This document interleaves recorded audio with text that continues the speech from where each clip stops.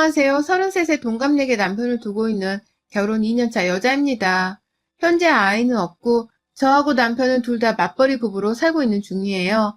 바로 사연을 시작하기에 앞서 제가 결혼을 했던 2년 전에 그때가 아직도 생생히 생각이 납니다. 남편이 자신과 결혼을 해주는 저를 무척이나 고마워하고 또 미안해 했었어요. 그도 그럴 것이 이 집안에 며느리가 참석해서 지내야 할 제사가 많아도 너무 많더라고요. 저는 남편과 연애 때부터 교회를 다니는 사람이었는데 사실 독실한 기독교인까지는 아니었습니다. 단지 친구들이랑 어울려 놀고 싶은 마음에 교회를 어릴 적부터 다니던 사람이었는지라 시집을 가서 제사를 지내고 말고를 결정하는 데에는 그리 큰 껄끄럼이 없었어요. 종교도 남편을 따라서 얼마든지 바꾸거나 없앨 마음도 있는 상태였고요. 한 번은 속으로 난 교회를 다니는 사람이지 제사 같은 건 지내지 못해 라고 남편에게 말을 해볼까도 싶었지만 남편과 그런 문제로 거짓말까지 해가면서 제 결혼 생활에 떳떳하지 못한 모습을 남기고 싶지 않았어요. 참, 바보 천치 같은 천여자 발상이었죠.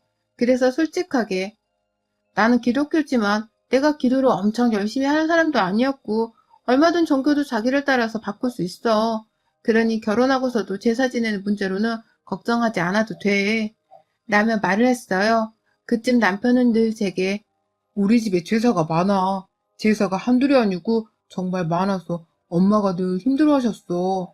당신이 힘들 수 있는데 지금이라도 안 되겠다 싶으면 내게 말해.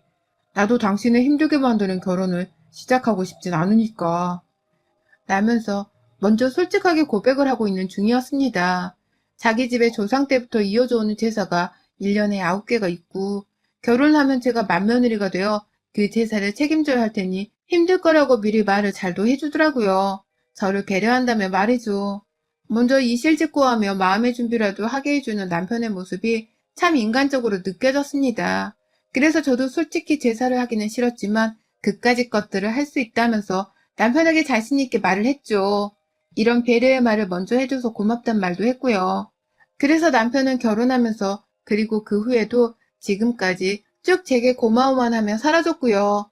그런데 남편이 미처 말을 해주지 않은 것이 있었습니다. 남편이 제게 다 솔직하게 말을 한 줄 알았더니만 하나 가장 중요한 것을 남편조차 모르고 있던 바람에 제게 전달이 되지 못했더라고요. 악랄하고 여우 중에 상여우임이 분명한 우리 시어머니의 성격을 말이죠. 어머님 성격은 정말 욕을 한 바가지 퍼주고 싶다가도 침을 꼴까닥 삼키게 만드는 마성의 상여우셨습니다. 이런 말을 하고 있는 제가 다 민망스럽고 화딱지가 생길 만큼이요. 지금 결혼한 지가 2년 차라 아직도 시어머니를 적응하지 못한 채로 살고 있었어요. 작년까지는 정말 매년 보는 어머님이 새롭게 느껴질 지경이었죠. 결혼하고서 제사가 9번인데 저랑 남편이 둘 다 맞벌이를 하는지라 하나만큼은 약속을 했습니다. 제사랑 일을 선택해야 하는 바쁜 날이 찾아오면 그땐 눈치 보지 않고서 일을 택하겠다고 말이죠. 그래서 실제로 야근을 하던 날이나 제가 중요한 프로젝트를 맡게 되어 눈코 뜰 새 없이 바빴던 시기에는 제사가 있어도 참석을 하지 않았어요. 비교적 널널한 편이었던 남편이 혼자서 참석을 하곤 했고요. 그럴 때 어머니께 전화로 제대로 말씀을 드렸고 이게 죄송한 일인 줄까지는 모르겠으나 그냥 시어머니 비위를 맞춰드린다면서 못 가서 죄송합니다 어머님 라며 말도 했었어요. 그게 고작 1년에 9번의 제사 중에서 겨우 한두 번에 불과했는지라 어머니께서도 겨우 한 번인데 뭘 일이 중요하지 라며 대답을 해주셨고요. 그런데 시어머님이 결혼 1년 차가 끝나가던 중에 남편이 한 번은 시어머니께 혼자서만 따로 불려간 적이 있었어요. 저랑 같이 퇴근해서 밥 먹고 있는데 네 마누라는 데려오지 마! 라는 말을 하면서 남편만 쏙 부르시더라고요. 살짝 기분이 나쁜 채로 남편을 보냈고 내내 기다렸더니 남편은 꼭 또 새벽에 돌아왔어요. 표정이 잘량해 너무 미안하던 시기길래 왜 그러냐고 물어보니 남편이 망연자실한 채로 말하더라고요. 앞으로 제사는 우리 집에서 지낼 거니까 그런 줄 알라 했다면서 말이죠. 세상에 제가 일 때문에 퇴근도 늦게 하고 몸을 피곤해야 한다는 이유로 이제는 제사를 우리 집에 직접 가져와서 지내겠다 하셨다는군요. 그렇게 해서 제가 늦은 퇴근을 하더라도 조상님께 절 한 번은 꼭 드릴 수 있게 만들어야겠다면서 말입니다. 저한테는 일이 먼저라며 세상 살갑게 말씀해 주더니만 자기 아들 불러서는 어떻게 아들을 홍군형 낸 건지 남편은 얼이 다 빠져서는 시어머니 말을 그대로 전하기만 하고 있고 제대로 본 적이 한 번도 없었나 보더라고요. 시어머니의 여우 같은 성격에 남편이 생각보다 마마보이 같다는 걸 그제서야 알았던 것입니다. 저는 그렇게 그 후 1년에 9번을 시부모님은 제사 지낼 제기들을 가지고 우리 집에 오셨어요.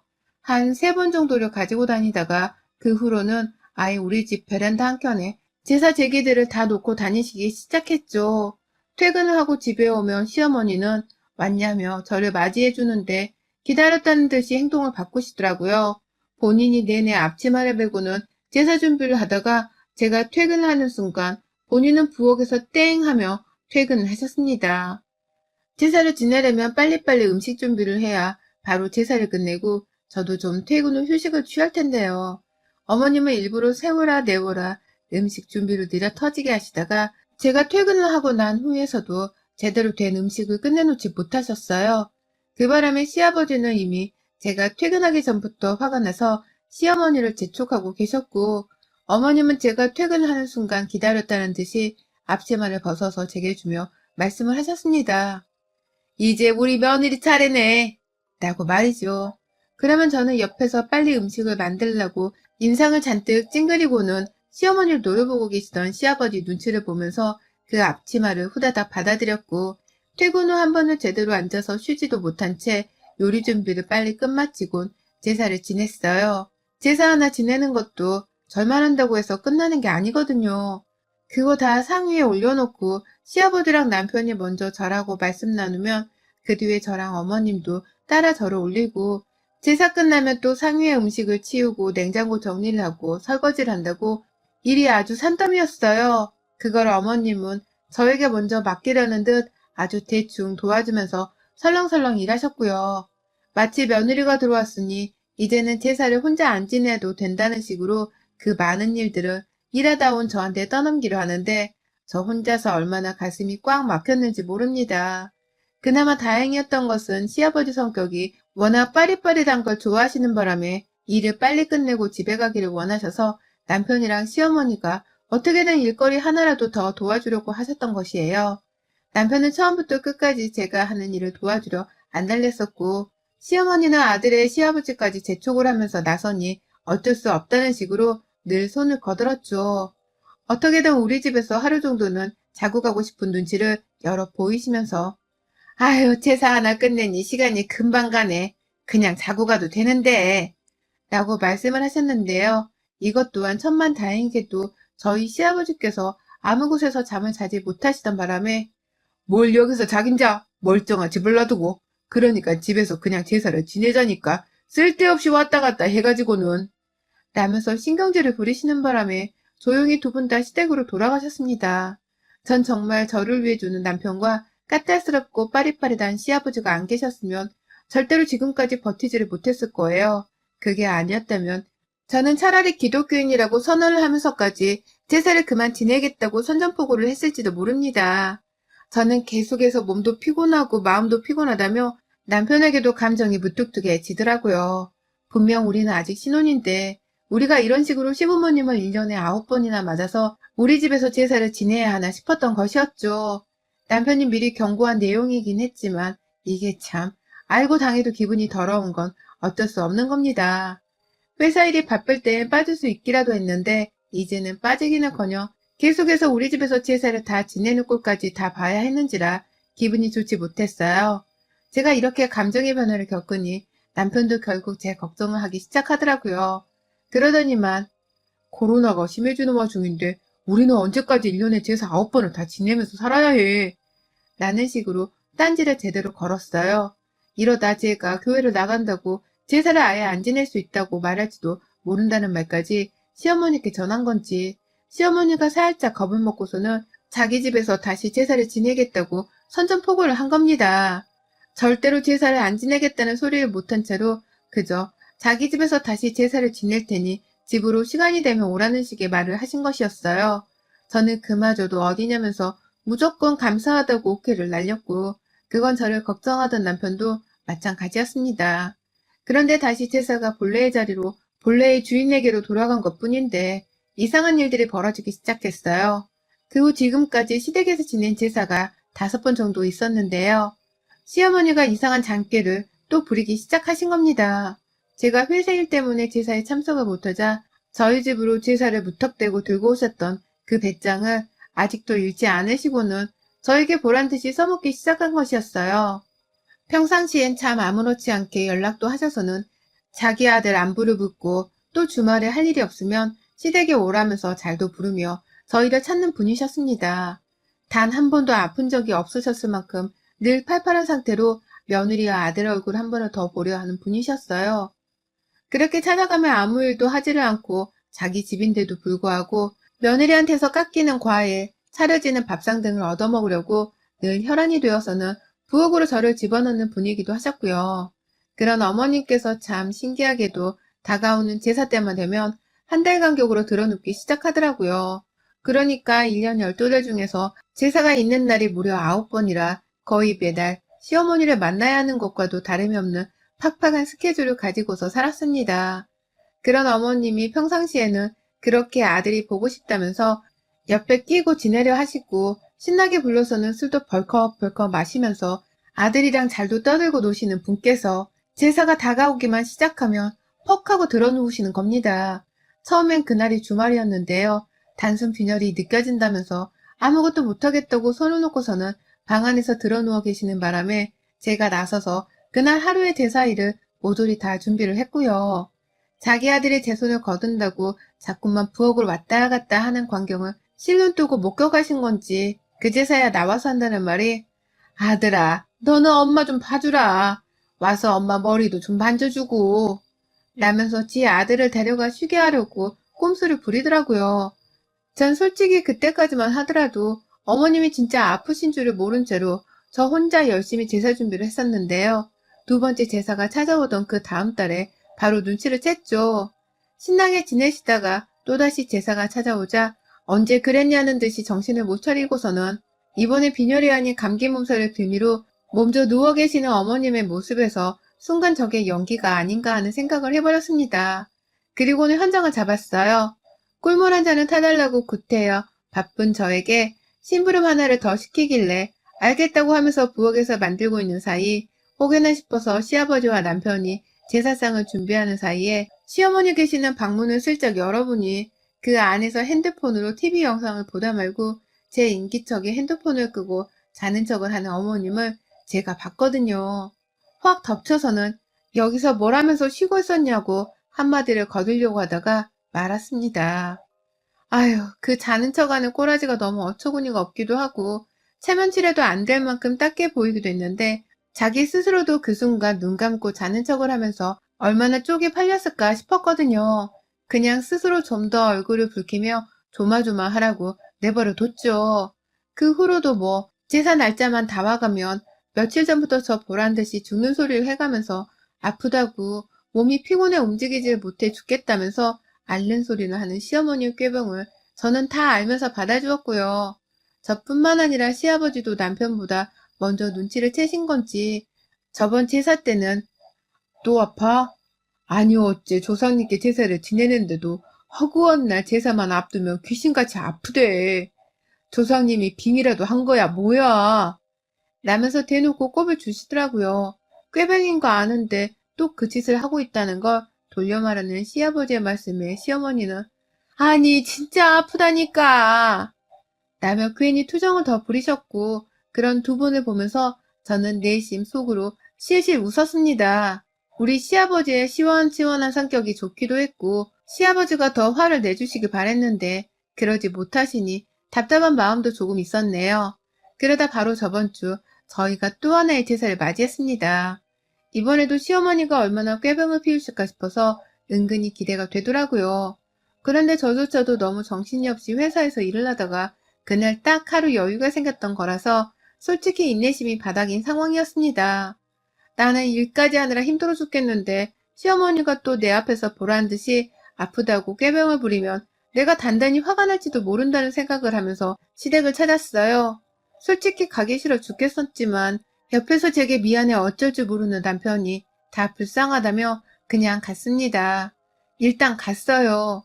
그런데 아유 꼴보기 싫은 우리 시어머니는 아니나 다를까 방 안에서 들어가서는 나오지도 않고선 또 기어가는 목소리를 내며 아프다고 드러누워 계시더라고요. 아이고, 니들 와줬구나. 며느라, 들어가면 내가 재료는 다 준비해놨으니 너가 손짓만 하면 된다. 라고 죽는 소리를 하시길래 네! 라고 떨떠름이 대답을 한 채로 부엌을 갔는데요. 가보니 재료가 정말 다 준비만 되어 있고 하나도 제대로 다듬거나 씻어놓지도 않은 채로 딱 장바구니 안에 들어가 있더라고요. 순간 저도 모르게 쓴 한숨이 팍 새어나왔죠. 제가 한숨을 쉬면서 부엌을 바라보니 남편도 어머니께 인사를 드리고 부엌에 와선 와, 진짜 이렇게 아무것도 안 하셨다고? 라면서 제 어깨를 토닥이는데 순간 너무 짜증이 나고 남편조차 상대를 하기 싫다며 어깨를 털어버렸어요. 제 어깨에 손을 대라는 저만의 제스처였던 것입니다. 그러자 남편도 사뭇 놀랬나 보더라고요. 제 인내심이 슬슬 바닥에 다다른 게 아닌가 싶었는지 말이죠. 그때 시어머니가 또 꾀병으로 누워있는 것에 내내 화가 나 계셨는지 시아버지가 저희 부부를 따라서 부엌으로 들어오셨어요. 며느라, 내가 오늘은 정말 안 되겠구나. 라면서 비장한 표정으로 들어오시는 시아버지는 내가 지금까지 내내 뭐라도 좀 하라고 옆에서 잔소리를 퍼부었는데도 저 옆엔 내가 말을 안 들어. 라면서 제 앞에서 급기야 시어머니 욕을 하시더라고요. 며느리랑 아들 앞에서 와이프 뒷담화를 하시기 시작한 겁니다. 오죽 속이 터질 것 같으셨으면 말입니다. 그러니 저도 네, 저도 예상은 했습니다, 아버님. 라면서 열을 올렸고 남편은 내내 저를 제대로 터치하지도 못한 채 달래준다고 내가 할게. 내가 여기 거부터 씻을까? 라며 눈치를 보는데 이 상황 자체가 너무 이상한 바람에 몸둘바를 몰랐어요. 제가 놀다가 늦게 온 것도 아니고 일하고 나서 퇴근하자마자 집에 가지도 못한 채 시댁에 제사를 지내러 온 건데 시어머니는 내내 집에서 놀고 계셨으면서도 제사 음식 손질 한번 하실 생각을 못 하신 건가 싶어서 울분이 터지더라고요. 이렇게 늦게 제사를 준비하고 늦게 제사를 끝마치게 하고서는 잠까지 잤다가 내일 아침에 집으로 돌아가게 하려는 시어머니의 계획이 분명했음을 알아차렸어요. 그리고는 정말로 시어머니의 계략대로 저는 개고생을 하며 제사를 늦지막히 끝마치고는 결국 여기서 잠까지 자고 다음날 집에 돌아갈까봐 걱정이 되기 시작했어요. 걱정이라기보다는 화가 난다는 것이 더 정확한 표현이었을 거고요. 결국 저는 시어머니께 도움을 요청하기로 했습니다. 요청하는 말로 음식 손질을 도와달라고 말을 꺼내서는 만약 내 말을 듣지 않을 시 이 모든 상황을 난장판으로 만들 수도 있겠다는 협박이라도 해볼 참으로 말이죠. 방 안에 들어가니 어머님은 저 보란 듯이 눈을 억지로 꼭 감고 계시더라고요. 안 그래도 많은 주름이 억지로 눈을 감으려 한 바람에 자글자글해 보였습니다. 그런 어머님의 억지스러운 모습을 보면서 저는 가소로와 웃음을 지었고 어머님, 당장 일어나세요. 라면서 자비조차 베풀지를 않은 채 말을 했어요. 어머님은 제 말을 듣자마자 못 들은 척 가만히 계시더라고요. 그러더니만 한다는 말이 나 못 일어나 였고요. 쳇바퀴를 도는 듯 자꾸만 반복되어 일어나는 어머님의 꾀병과 연기력에 감탄을 하는 도중 저도 이제는 봐주지 않겠다면서 재차 말씀을 드렸습니다. 일어나세요. 저 그냥 확 집에 가버리기 전에 일어나서 조금이라도 도와주세요. 라고 말이죠. 저 오늘 어머님 계속 누워있으면 이제 여기 안 와요. 오늘이 마지막 제사고 어머님이 나이 들어 손발 제대로 못 쓰실 때까지 절대로 대신 제사를 지내드리지 않을 거니 마음대로 하세요. 그 꼴 보고 싶지 않으면 지금 당장 일어나세요. 라고 말입니다. 웃음기 하나 섞지 않은 채 당장이라도 이 집구석을 떠날 준비가 되었다며 말씀을 드렸고 뒤에서 시아주버님으로부터 시작해서 남편까지 모두 다 얼른 일어나, 얼른! 라면서 저를 붙잡겠다는 듯이 시어머니를 재촉했습니다. 시아버지는 제 앞이라서 욕만 안 하셨을 뿐 당장이라도 시어머니께 욕 한 바가지를 퍼붓고 싶다는 듯이 아주 쌀벌하게 말하셨어요. 옆엔 내가 진짜 며느리 앞에서 쪽팔린 줄도 모르고 아유 저거 진짜 라면서 과격히 말이죠. 결국 시어머니는 본인 체면이 말이 아니셨는지 일어나긴 일어나셨는데 머리를 지끈거리면서 몸에 힘을 푼 채로 말하더라고요. 아픈 시어머니를 이렇게까지 일시켜야겠냐고 말이죠. 아픈 사람이야지 배려를 해주던지 말던지 할 텐데 아프지도 않은 사람이 끝까지 쾌방질을 하니 미치겠더라고요. 한편의 개그 콘서트를 보는 것 같아서 말이죠. 결국 저는 어머님의 팔뚝을 잡아 끌고선 부엌으로 향했어요. 노인네 아프실까봐 힘도 안 들이고서는 옷자락만 잡아 끌었는데, 아! 왜 때리니? 라면서 엄살이란 엄살을 다 부리는 어머님의 말씀에 빡이 쳐서는 그냥 팔뚝을 잡아 끌어버렸습니다. 그 길로 부엌에서 온 가족들이 저를 따라 이동했고 남편 혼자 안절부절을 못하는 사이 시아버지와 제가 거의 합동적으로 시어머니를 공략했어요. 손질은 해냈어야 할 거 아니에요. 이러고 제사를 언제 치르고 언제 끝내냐고요. 내가 그러니 미리미리 해놓으라고 했잖아. 어제 재료 사놓고 하루 종일 퍼즐로 놀아놓고서는 지금까지 손질 하나 안 했다는 게 말이 돼? 내가 며느리한테 이 꼴 당할 줄 알았다. 라면서 아주 사방팔방에서 자기를 비난하는 말이 오가자 급기야 시어머니는 머리가 지끈거리다면서 부엌 바닥에 스르륵 주저앉으셨어요.